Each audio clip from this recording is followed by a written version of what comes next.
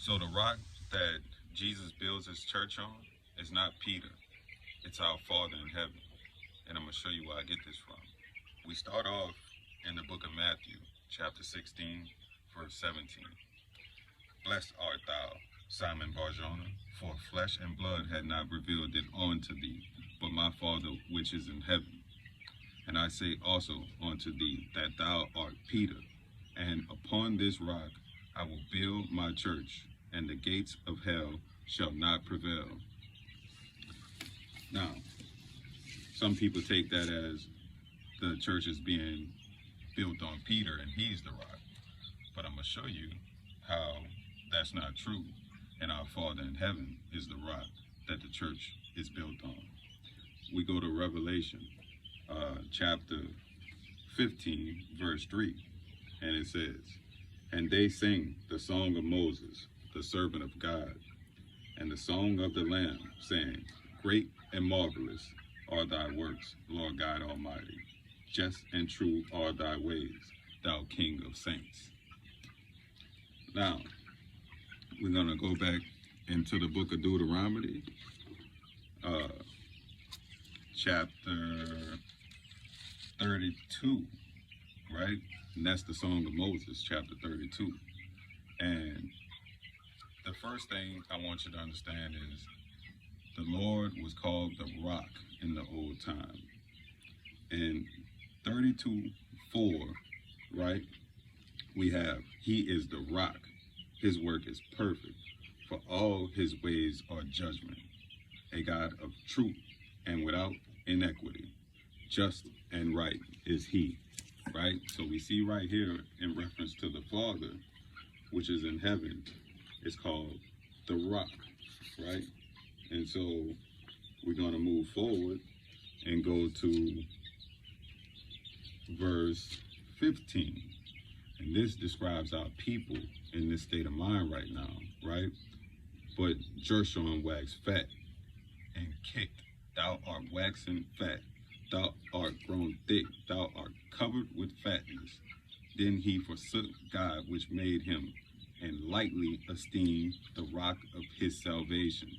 Meaning that, you done made God a byword, something second, thirdary. And it's not, you lightly esteem the rock of your salvation. So we need to always remember to put God first. And then we keep going, right? And we go to verse 18, and we see, of the rock that begat thee, thou art unmindful, and hast forgotten God that formed thee. You need to remember the rock that formed you. That is our Father which is in heaven, right? And then we keep moving forward, and we go to verse 30. How shall one chase 1,000 and put 10,000 to flight, except their rock had sold them, and the Lord had shut them up? So we got to understand with this statement that when the Lord had redeemed his people and got them out of Egypt, he purchased them. You see? So he saved them. They use the word purchase. When he get rid of them, he sold them. And when they say shut them up, they blinded. That's how it says that how should, you chase 1,000? You're going to use 10,000 men to go find 1,000 men? That's pointless. That don't make sense. Okay? And so you keep going to the next verse. For their rock is not as our rock, even our enemies themselves being judges. Meaning we got to run one true God. All the others are false gods, right? We got the rock in the house of Israel. And then the last one is verse 37. And he shall say, where are their gods? Their rock, little rock, right? Little r, in whom they trusted. Now, this reference to rock and the God of Israel was supposed to be well known, because before Moses he was finishing up and about to turn over the reins to Joshua, he was telling the people, for I know thy rebellion and thy stiff neck. Behold, while I am yet alive with you this day, Ye have been rebellious against the Lord. And how much more after my death, right? Gather unto me all the elders of your tribes and your officers, that I may speak these words in their ears, and call heaven and earth to record against them.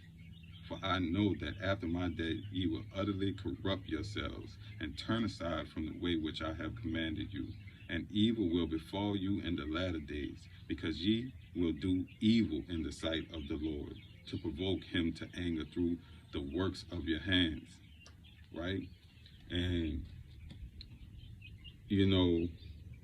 it was commanded that we sing the song of Moses, know it, have it in our hearts, and we forgot it, right?